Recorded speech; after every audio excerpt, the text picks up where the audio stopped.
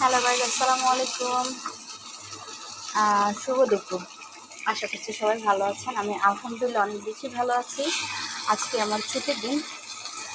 সকালে একটু লেটে ঘুম থেকে উঠছি, বাট এখন আমার রান্না অলমোস্ট শেষে দিক। আমি নিজে একা রান্না করি, ফ্যামিলির বাইরে। তো আজকে আমি মুরগির মাংস দিয়ে কিছু সবজি দিয়ে রান্না করছি। গেস করেন তো এখানে কী কী সবজি আছে। শুভ দুপুর। এখানে অবস্থা খারাপ, আর আমার অনেক ভালো লাগতেছে রান্না করতে, কারণ সব কিছু নতুন করে শেখা হচ্ছে। রান্না বান্না লাইফ, একাকিত্ব লাইফ,